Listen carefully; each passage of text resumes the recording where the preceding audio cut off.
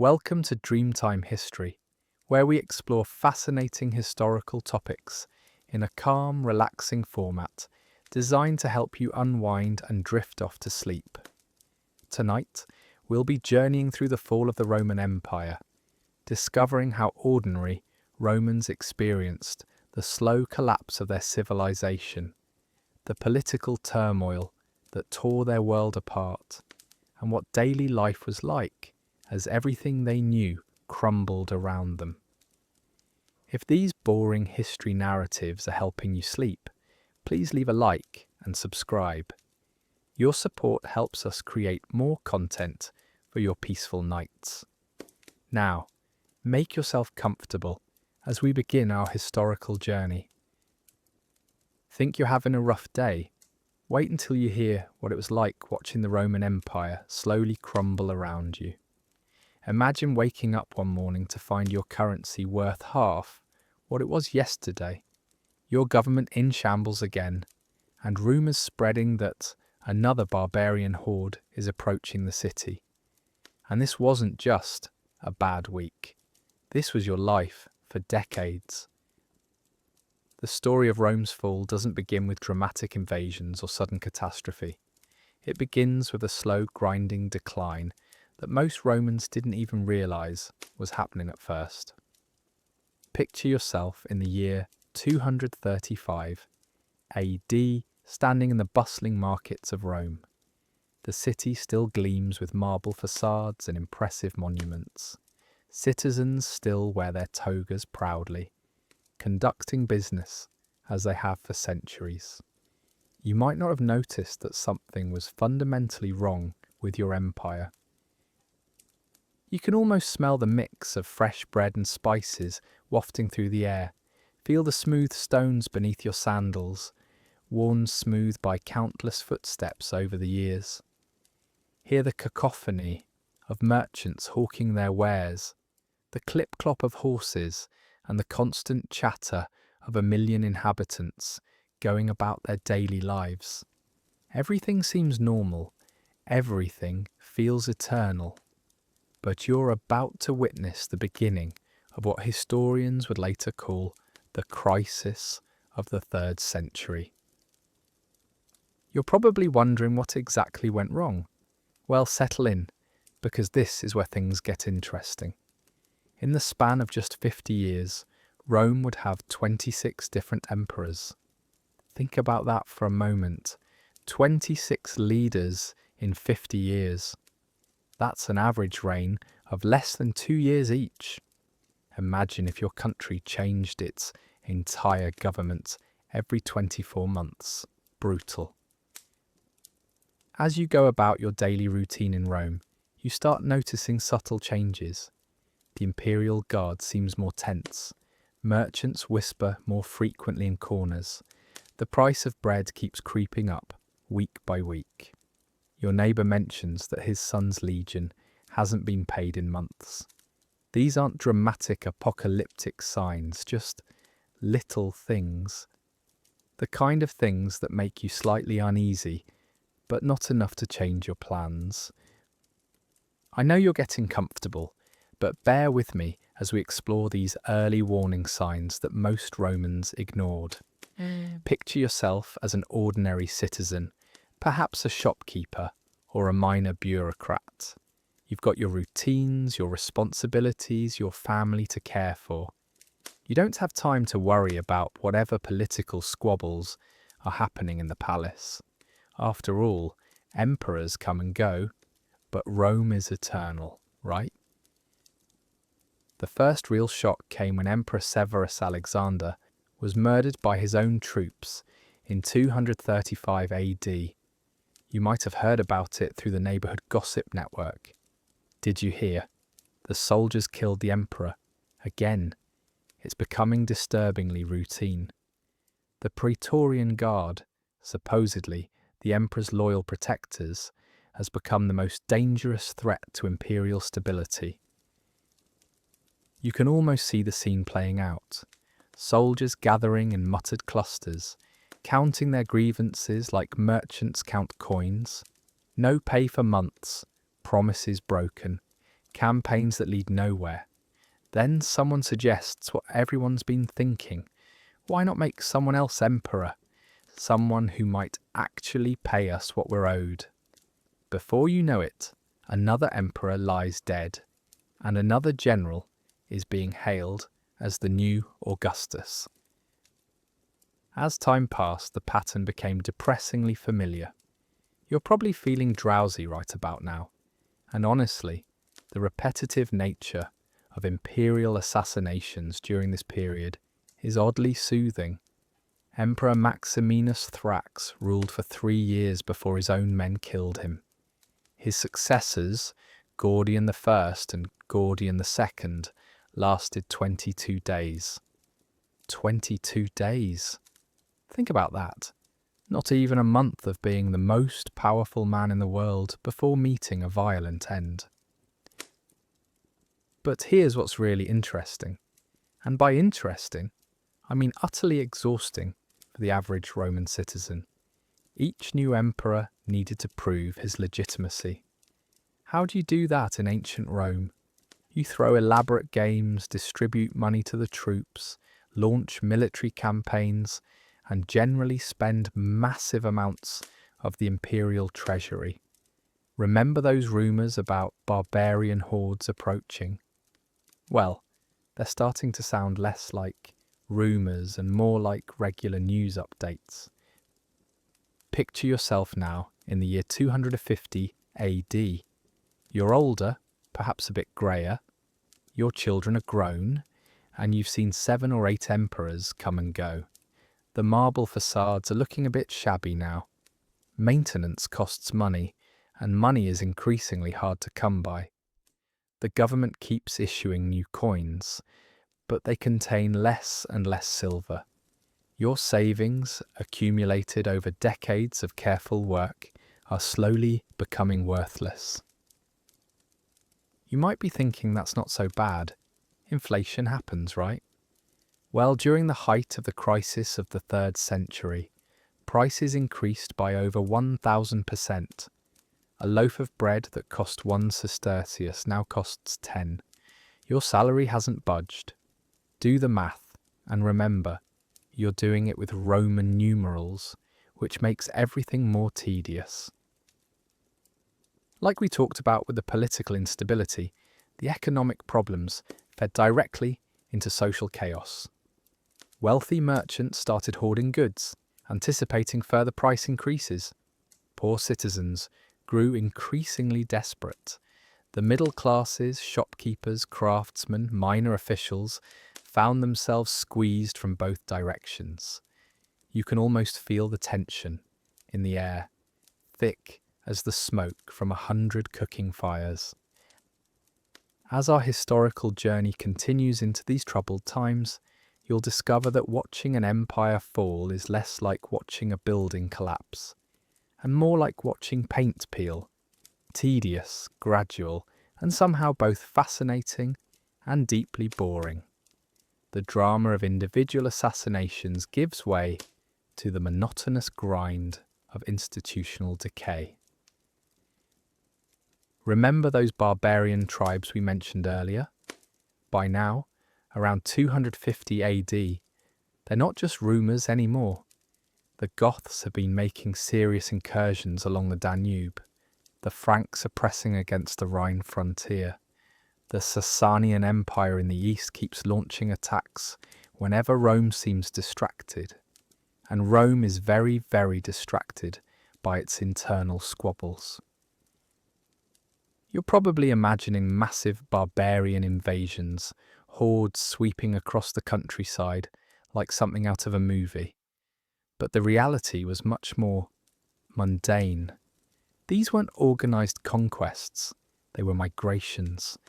Desperate peoples pushed by their own pressures, looking for new lands, better opportunities, or simply fleeing from other threats. They came in waves, sometimes peacefully, sometimes not. Sometimes they became foederati, allied troops fighting for Rome. Sometimes they just settled in empty lands. Going back to what we discussed about economic problems, Imagine trying to maintain the world's largest military with a collapsing currency and a shrinking tax base. It's like trying to run a mansion when you can barely afford the property taxes. The legions, once Rome's pride, increasingly consisted of non-Roman troops, German tribesmen, Gallic warriors, even former slaves, all fighting under the Roman eagle because nobody else wanted the job anymore. As I said before, you'd fold before lunch if you had to deal with what these Romans endured daily. Consider Decius, emperor from 249 to 251 AD. He lasted 2 years, which was actually pretty good by this period's standards. He spent his entire reign fighting wars on multiple fronts, trying to restore traditional Roman religion, and dealing with a devastating plague that killed tens of thousands. And this is the good news. He died fighting barbarians rather than being murdered by his own men. Progress. The plague, later historians would call it the Plague of Cyprian, deserves its own mention in our catalogue of miseries. Picture waking up to find your neighbours, your family members, your co-workers falling ill with a mysterious disease. At the height of the outbreak, it's estimated that 5,000 people died daily in Rome alone. You can almost smell the funeral pyres burning constantly, their acrid smoke mixing with the already fetid air of an overcrowded city. Still with me? Good, because we're just getting to the really exhausting part of watching an empire collapse. Around 260 AD, something unprecedented happened. The Roman Empire, for a brief period, fragmented into 3 separate entities: the Gallic Empire in the west, the Palmyrene Empire in the east, and the rump state still calling itself Rome in between. You might think this sounds exciting. 3 emperors for the price of 1. But imagine the bureaucratic nightmare. Which emperor's laws apply? Which currency is valid? Who do you pay taxes to? These aren't philosophical questions when you're a trader trying to move goods across what used to be a unified empire. Every border becomes a negotiation. Every transaction requires multiple translations. Like we talked about with earlier political instability, these divisions created even more opportunities for ambitious generals to declare themselves emperor. It's worth noting that during this entire crisis period, not a single emperor died of natural causes. Not one. They were murdered, died in battle, or died of plague while actively campaigning. The average life expectancy of a Roman emperor during the 3rd century was lower than that of a foot soldier. As time passed, ordinary Romans developed a kind of weary cynicism about imperial politics. New emperor declarations were met with shrugs rather than celebrations. Oh, another one? Wonder how long this guy will last. Betting pools on imperial lifespans became a common pastime. It's like watching too many reality TV shows. After a while, you stop caring who wins or gets voted off. I know this sounds unpleasant, but bear with me as we explore what daily life looked like during these turbulent times. Markets still operated, though with increasingly creative bartering systems. Temples still held services, though gods seemed increasingly distant. People still married, had children, celebrated festivals. Life continued with a kind of stubborn persistence that's almost admirable. You can almost see it, a merchant carefully weighing debased coins, trying to calculate their actual silver content. A mother sending her son off to join yet another emperor's army, wondering if this one will pay his wages. A retired senator watching his wealth evaporate as the currency collapses. remembering when Rome's money was trusted from Britannia to Egypt. Around 270 AD, a bit of hope appeared in the form of Emperor Aurelian. He actually managed to reunify the empire, defeating both the Gallic and Palmyrene breakaway states. For a moment, it seemed like maybe, just maybe, things might stabilize. You're probably expecting me to tell you it all worked out. Well, Aurelian was assassinated in 275 AD by his own secretary, who forged some letters suggesting the emperor planned to execute several high-ranking officers. The officers, believing these forgeries, struck first. After Aurelian's death, the secretary confessed to the forgery, but by then it was too late. 5 years of relative stability collapsed into familiar chaos. It's almost like a dark comedy, if you think about it. Almost. Remember that economic collapse we've been discussing? By the end of the crisis of the 3rd century, the Roman silver currency was about 3% silver. The rest was base metal with a thin silver coating. Imagine your dollar bills suddenly becoming mostly worthless paper. Wait, bad example. Imagine your gold coins becoming mostly copper with a gold finish. Every transaction became a negotiation about actual value versus face value. As we continue our journey through this remarkable period of decline, you might be wondering how anyone survived at all. The truth is, most Romans were remarkably resilient. They adapted to ever-changing circumstances, developed new survival strategies, and maintained their communities despite the imperial chaos above them. Life at the local level often continued with a rhythm independent of whoever claimed to rule the known world. Think about your own life. You probably don't think much about federal politics when you're buying groceries or chatting with neighbours. Romans were similar. Yes, the empire was falling apart, but they still needed to eat, work, raise their children, and maintain their households. The mundane necessities of daily life provided a kind of stability that imperial politics lacked. Going back to what we discussed about the barbarian tribes, many of these groups were actually integrating into Roman society during this period. It wasn't all conquest and destruction. Intermarriage was common.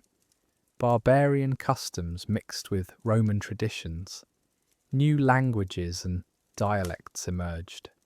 In some ways, the fall of Rome was also its transformation into something new.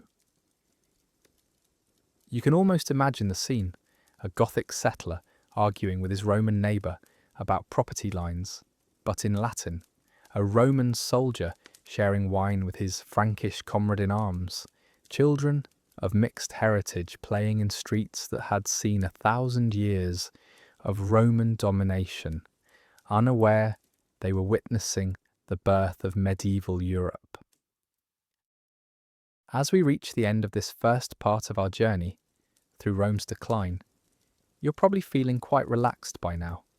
The tedious repetition of imperial assassinations, the gradual economic decline, the slow barbarian integration, it all has a certain monotonous rhythm to it.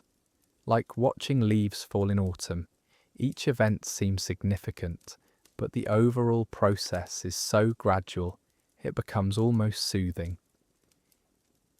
In our next section, we'll continue exploring this fascinating yet deliberately boring decline.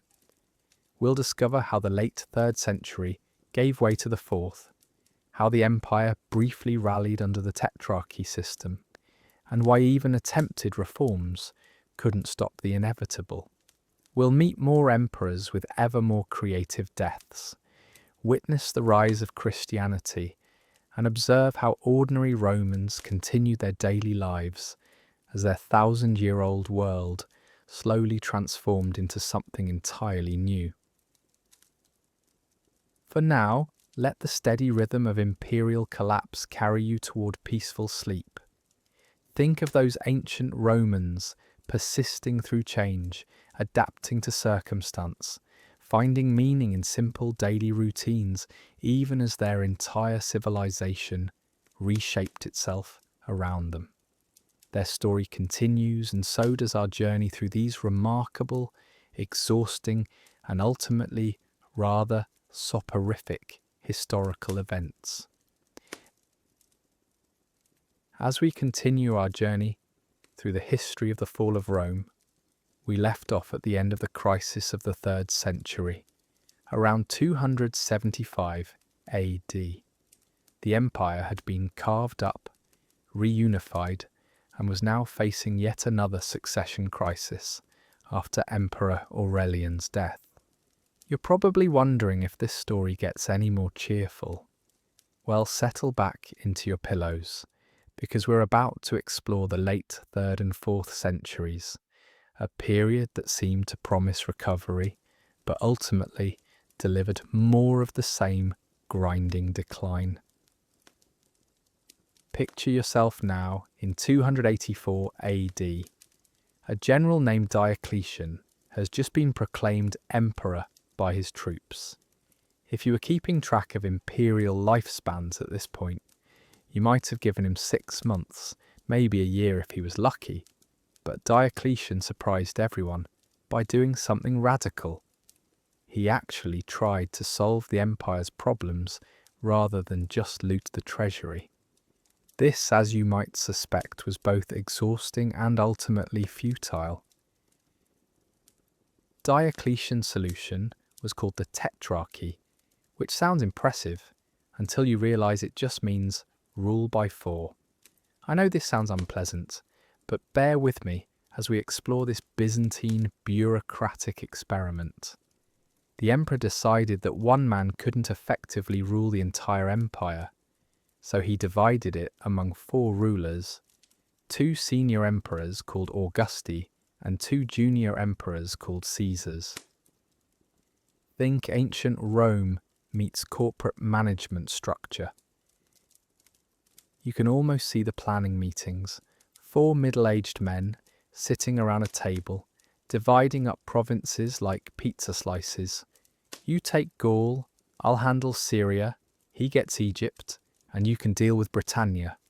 The system was designed so the Caesars would eventually become Augusti, creating a smooth succession system. Like most Roman solutions to political problems, it was complex, logical, and doomed to fail spectacularly. For about 20 years, the Tetrarchy actually worked reasonably well. The 4 rulers managed to stabilize the frontiers, reform the currency, adding more silver back into the coins, and even persecute Christians efficiently. You're probably feeling drowsy right about now, thinking this sounds like progress. And you'd be right. For a moment, Rome seemed to be pulling back from the brink. Remember that economic collapse we discussed earlier? Diocletian attempted to fix it with what economists today call price controls. The edict of maximum prices froze the cost of goods and services across the empire. A pound of beef, maximum price fixed, a day's wages for a farm labourer set by law. Even haircuts had regulated prices. If you've ever wondered why price controls generally don't work, well, the Roman Empire provides an excellent case study. Like we talked about with the economic problems in the 3rd century, attempting to regulate prices in a collapsing economy just created black markets. Merchants hid their goods. Farmers refused to bring produce to market. People bartered in secret at rates far above the official prices. You can almost smell the desperation wafting through the back alley deals, the whispered negotiations, the growing disconnect between official policy and actual reality. As time passed, the Tetrarchy began showing cracks. When Diocletian abdicated in 305 AD, the only emperor to voluntarily retire and lived to tell about it, the succession system immediately collapsed. The four new rulers couldn't agree on anything. What followed was a 7-way civil war for imperial control, 7 different men claiming to be emperor, simultaneously. At this point, ordinary Romans probably stopped trying to keep track. I know you're getting comfortable, but stay with me as we explore this particularly tedious period of Roman history. 7 civil wars combined into one larger conflict. Alliances shifted weekly. Battle followed pointless battle. The empire's resources, briefly stabilized under the tetrarchy, drained away again.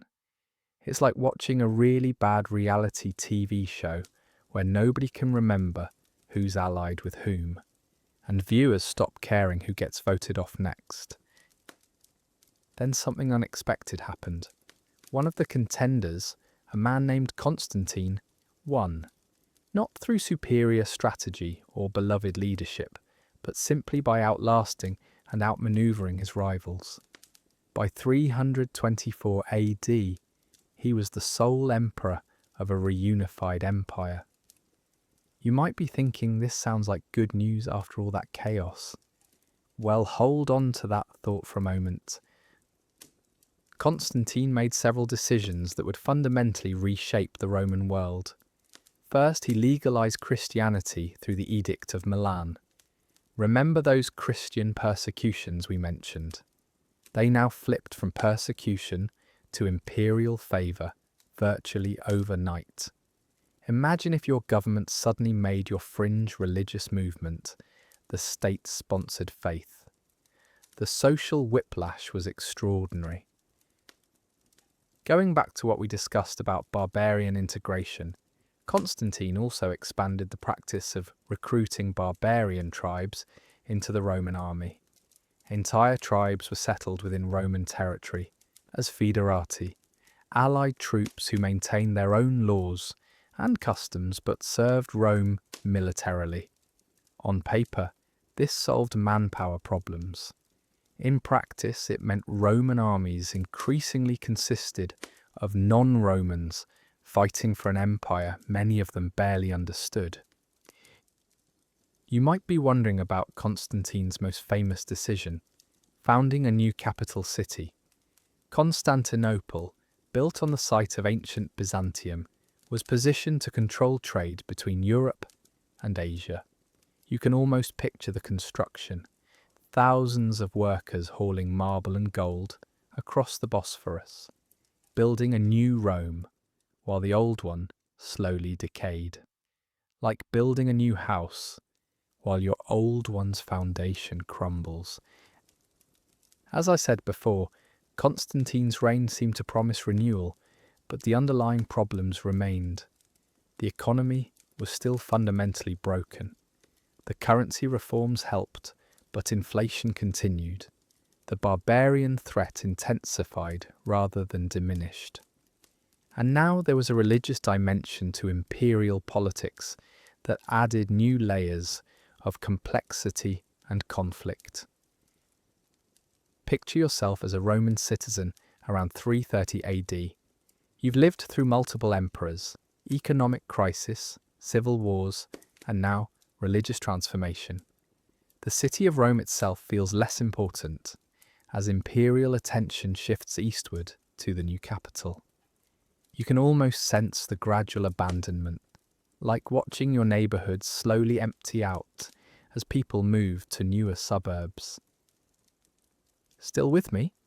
Good, because we're approaching what many historians consider the point of no return. After Constantine's death in 337, his 3 sons divided the empire among themselves. You're probably noticing a pattern here. Every attempt to stabilize imperial succession leads to more civil war. And indeed, within a decade, his sons were fighting each other for complete control. Following the same tedious pattern, Constantius II eventually emerged as sole emperor in 353. He ruled for another 8 years before dying of fever. his appointed successor, his cousin Julian, who would later be called the apostate for attempting to reverse the empire's Christianity and restore the old gods. You can imagine how well that went over in an empire that had just gotten used to its new Christian identity. Like we talked about with the religious changes, Julian's reign was remarkably brief, just 2 years before he died in battle against the Sassanid Empire. The army quickly appointed a Christian general, Jovian, who reversed all of Julian's religious policies. Within 7 months, Jovian died, possibly from carbon monoxide poisoning, in his tent. The succession bounced to Valentinian Tiberius, who promptly split the empire between himself and his brother Valens. And here we encounter one of the most fateful decisions in Roman history. The formal division of the empire into western and eastern halves in 364 AD seems logical on paper.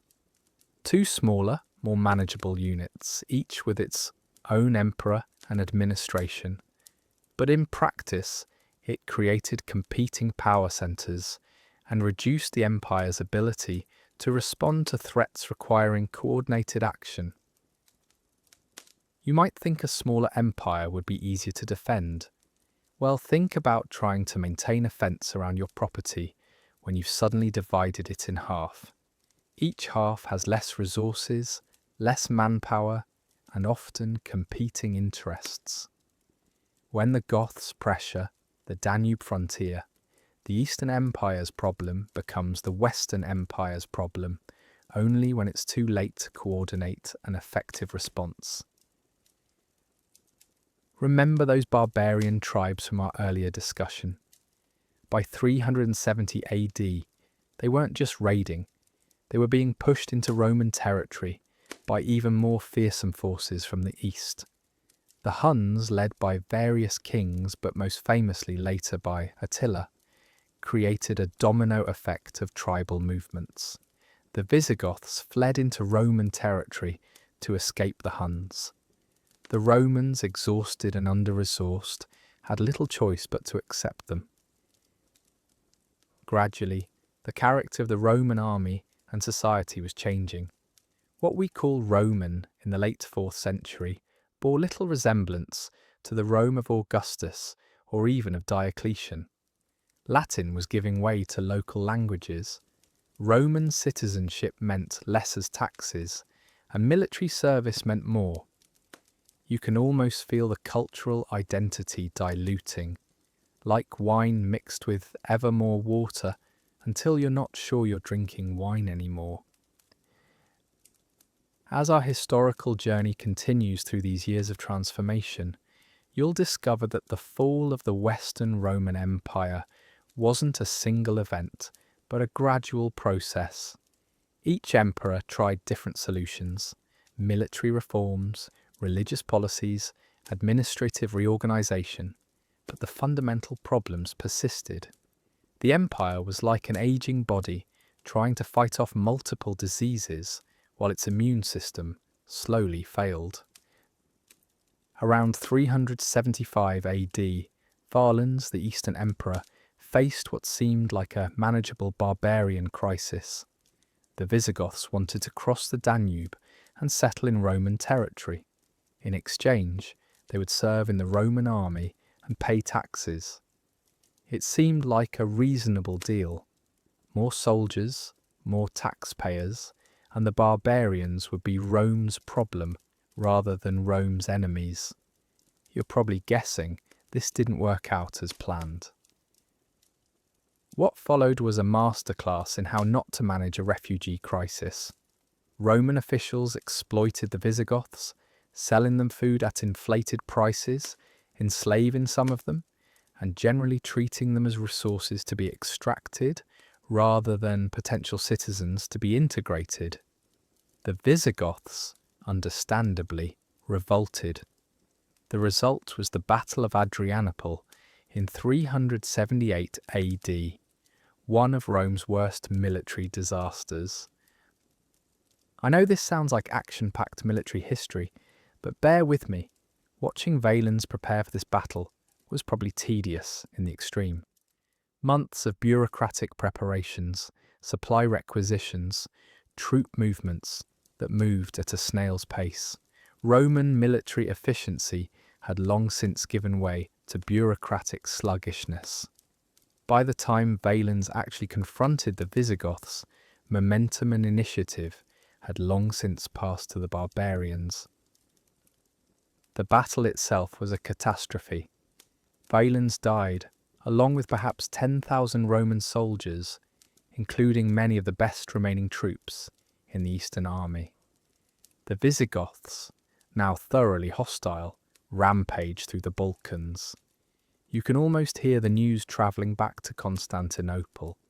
Another disaster, another emperor dead, another army destroyed. As time passed, the pattern became dismally familiar. Theodosius I, the next emperor, managed to negotiate a settlement with the Visigoths, essentially granting them what they'd originally asked for. They settled in Roman territory, maintained their own leadership, and served as federates. It was a precedent that would be repeated with other barbarian groups. Crisis, military defeat, negotiated settlement, more foreigners within Roman borders. You're probably feeling quite relaxed by now, listening to this repetitive cycle of Roman decline. And indeed, there's something soothingly monotonous about it all. Each generation of Romans faced the same challenges in slightly different forms. Each emperor tried variations of the same solutions, like watching waves erode a cliff. Individually, each wave seems insignificant, but the cumulative effect is inevitable. Going back to what we discussed about economic problems, Theodosius attempted another round of reforms.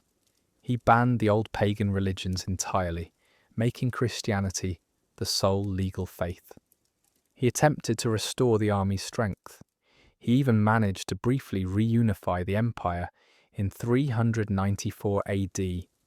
For a moment, it seemed like the decline might be reversed.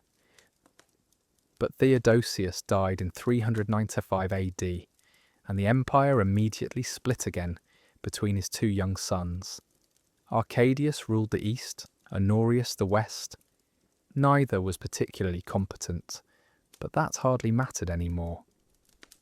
By this point, real power often lay with military strongmen, barbarian chieftains, or powerful bureaucrats, rather than the emperors themselves. The imperial purple had become more costume than authority.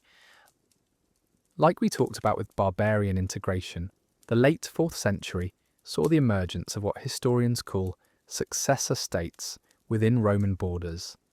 Visigothic, Vandal, and Frankish kingdoms operated with increasing autonomy.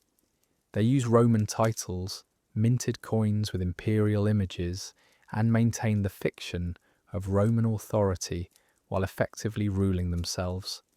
It's like watching a corporation where branch offices gradually stop taking direction from headquarters. Picture yourself as a Roman in 400 AD. Your grandfather might have remembered the unified empire under Constantine. Your father lived through multiple partitions and civil wars. Now you watch as barbarian kings call themselves protectors of Rome, while governing territories that were once integral parts of the empire. You can almost feel the cognitive dissonance, these powerful foreigners saying they serve Rome while Rome itself shrinks in influence. As we approach the end of this section of our journey, you might be wondering when the real fall happens. The truth is we're watching it in real time. The fall wasn't a sudden collapse, but a gradual transformation. By 400 AD, the Western Roman Empire existed more as a legal concept than an actual functioning state. Real power was fragmenting among various strongmen, barbarian leaders, and regional authorities. In our final section, we'll witness the last century of the Western Empire. We'll see the final relocations as barbarian tribes settle permanently in Roman territories. We'll experience the last emperors, often powerless puppets controlled by barbarian generals. We'll watch as Rome itself, the eternal city, is sacked multiple times by forces that once trembled at the mention of its name. And through it all, we'll observe how ordinary people adapted to these profound changes, how Roman culture evolved into something new, how Latin languages fragmented into the Romance languages we know today, how Roman law and institutions survived in modified forms long after the last Western emperor was deposed. The fall of Rome was also the birth of medieval Europe, a slow, complex transformation that took generations to complete. For now, let the steady rhythm of imperial decay and barbarian settlement lull you toward peaceful sleep. Think of those Romans of the late 4th century, adapting daily to their slowly changing world, maintaining their routines while the foundations of their civilization shifted beneath them. Their story of persistence through change continues, as does our exploration of this remarkable historical twilight. As our historical journey continues, we'll now explore the final chapters of the Western Roman Empire as we witness the events that would transform Europe forever. We're entering the 5th century now, a period that would see the eternal city itself fall to barbarian armies, the last emperors become shadows of their predecessors, and an entire civilization transform into something completely new. Picture yourself in the year 400 AD, standing in the streets of Rome. The city still maintains some of its ancient grandeur, but you can see the cracks, quite literally. Aqueducts need repair, public buildings stand empty, and entire neighbourhoods have been abandoned. You probably don't realise it yet, but you're about to witness events that will be remembered for millennia. The sack of the city that once ruled the world. The man who would orchestrate this momentous event was Alaric, king of the Visigoths. Here's where the story becomes almost absurdly complicated. Alaric wasn't just some barbarian raider.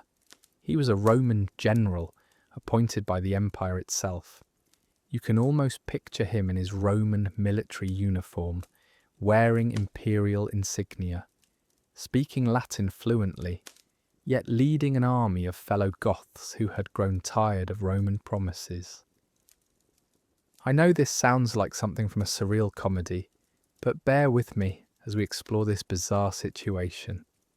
The Western Empire's army was increasingly composed of barbarian troops, led by barbarian generals, working for emperors, who were often children or puppets of powerful strongmen.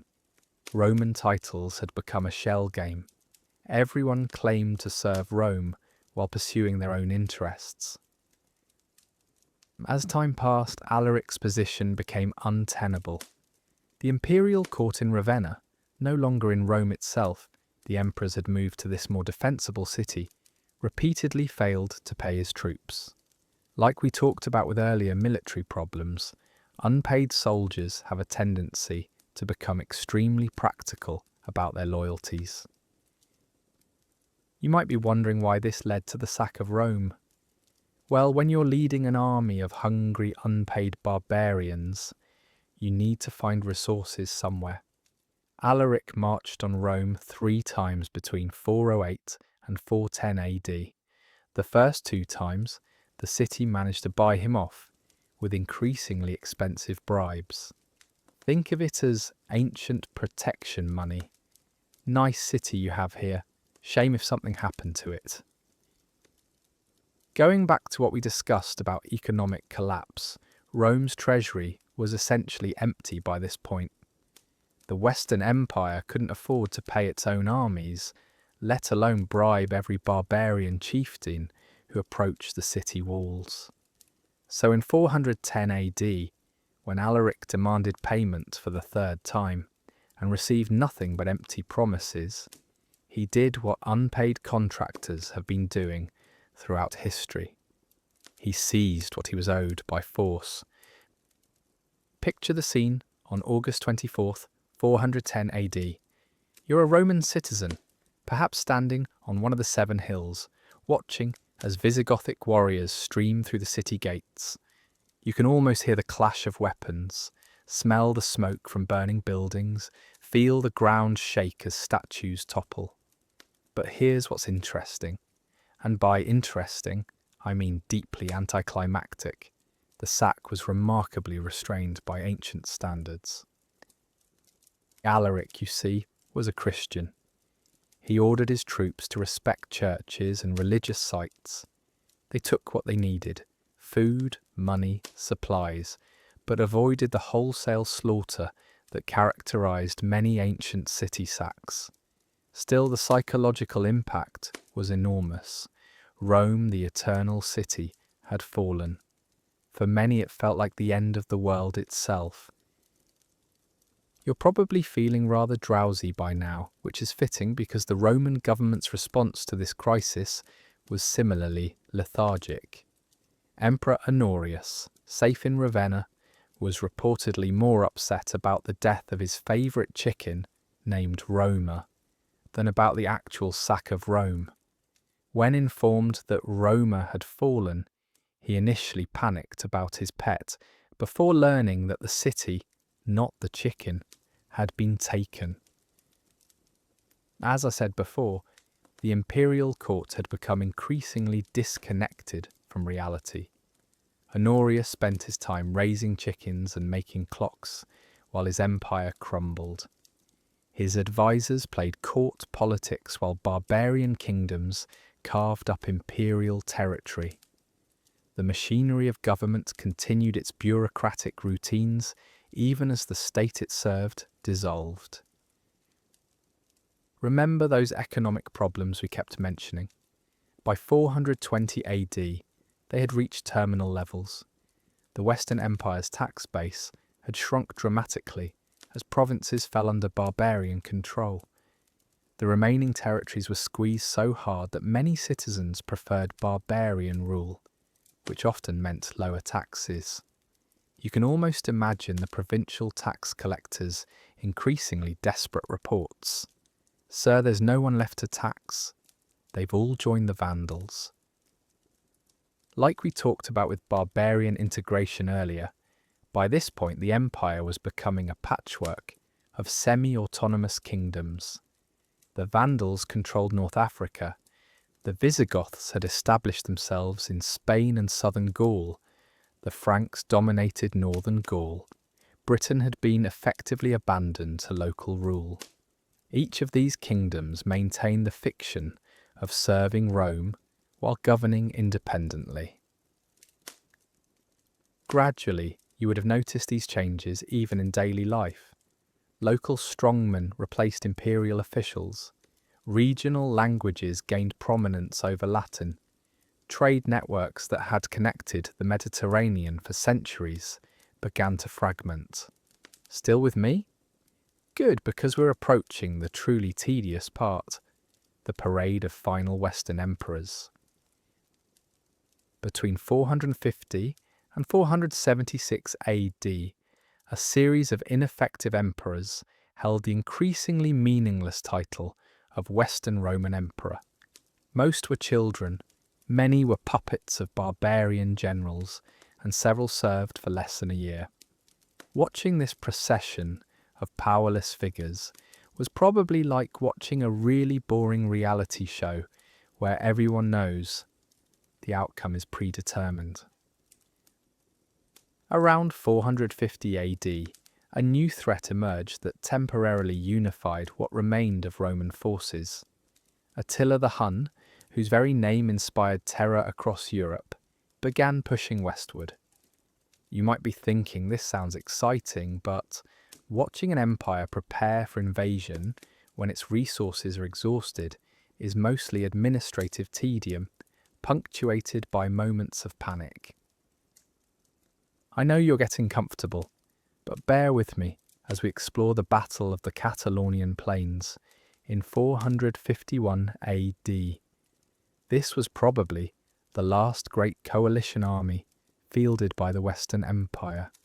Romans, Visigoths, Franks, and other barbarian allies united against Attila's forces. The battle was technically a victory that halted Attila's advance, but it was a Pyrrhic victory that exhausted the last reserves of imperial strength. Picture yourself watching this campaign unfold. Months of preparation, arguments between allied commanders, supply issues, diplomatic negotiations. You can almost feel the exhaustion of a civilization mustering its last strength for one final effort. When Attila withdrew, it wasn't because Rome was strong, but because he had other priorities and limited resources himself. Following the defeat of Attila, you might expect a period of recovery.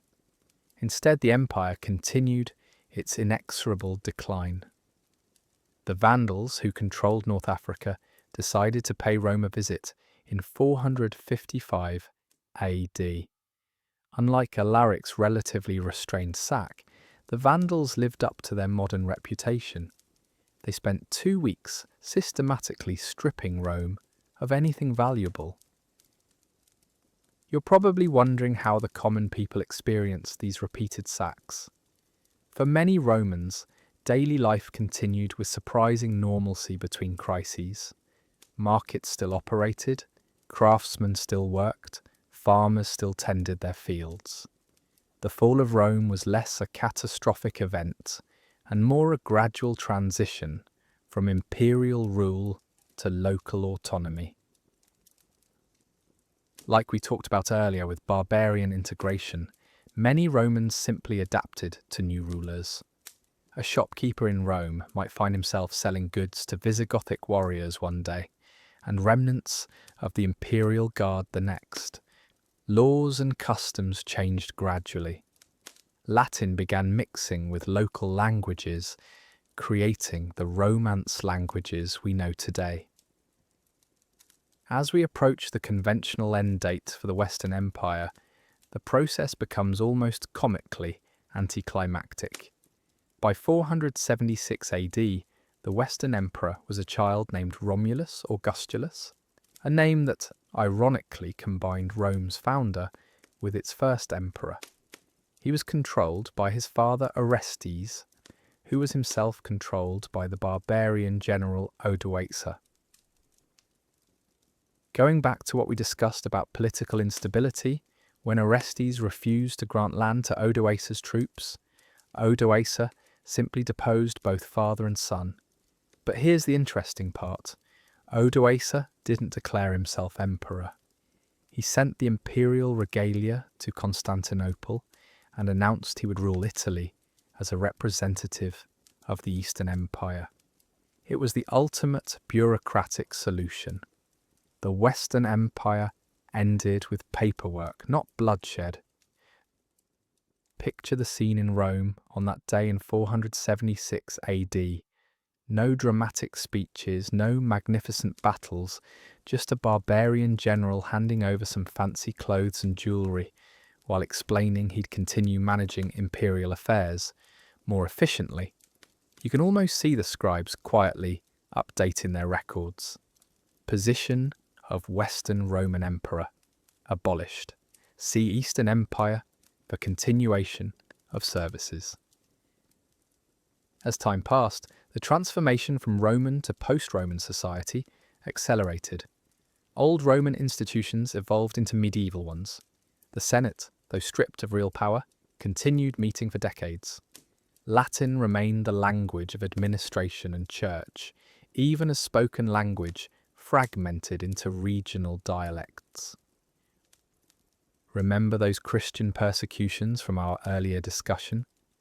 By the time of Rome's fall, Christianity had become the dominant religion, and the church was often the only institution maintaining literacy and record keeping. Monasteries preserved classical texts. Bishops often took on civil administrative roles. The fall of imperial Rome coincided with the rise of papal Rome. You might be thinking that fall is too strong a word for this gradual transformation. And in many ways you'd be right. Roman law influenced legal systems across Europe. Roman engineering, roads, aqueducts, architectural techniques endured. The concept of empire itself survived, inspiring countless attempts to recreate universal rule, from Charlemagne's Holy Roman Empire to Napoleon's conquests.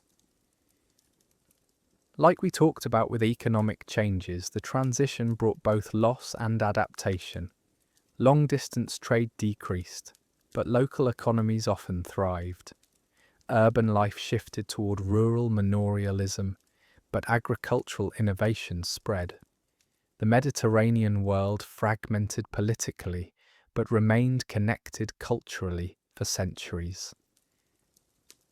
As our journey through this remarkable period draws to a close, let's consider what ordinary Romans experienced during these final centuries.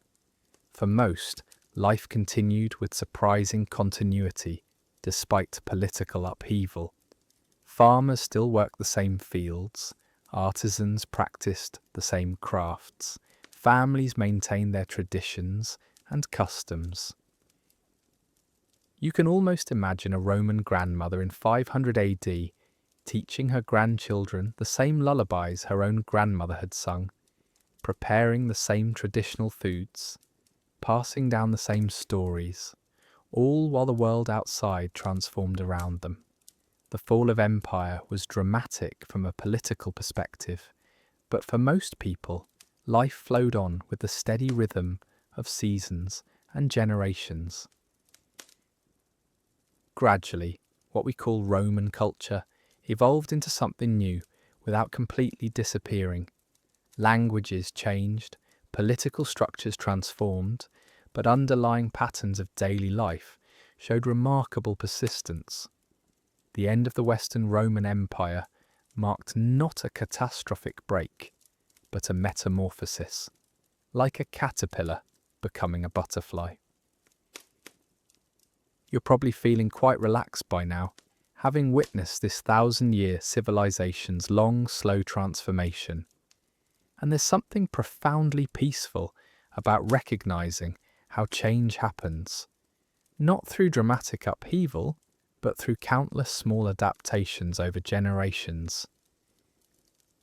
As we conclude our exploration of what it was like to watch the Roman Empire fall, remember that you've experienced something that many Romans themselves didn't fully recognize. They lived their lives day by day, adapted to changes as they came, and maintained their essential humanity through periods of tremendous historical transition. Their resilience in the face of change offers a comforting lesson for our own times. Great empires rise and fall, political systems evolve, economic conditions fluctuate, but people persist, adapt, and find meaning in their daily lives, regardless of these larger historical currents. Let the steady rhythm of historical change lull you toward peaceful sleep. Think of those ancient Romans living through the transformation of their world with the same hopes, fears, and daily concerns that occupy us today. Their story reminds us that even the most dramatic historical changes unfold gradually, season by season, generation by generation. As you drift off to sleep, consider how the fall of Rome was also the birth of medieval Europe, how endings become beginnings, and how the cycles of history continue endlessly like waves upon a shore. The Roman Empire fell, but its legacy influenced everything that came after, including the world we inhabit today. Thank you for joining us on this long journey through one of history's most significant transformations. As you rest tonight, perhaps you'll dream of ancient streets and forgotten voices, of empires rising and falling like the tide, and of the enduring human stories that persist through all change. Good night, and may your dreams be filled with the gentle wisdom of ages past.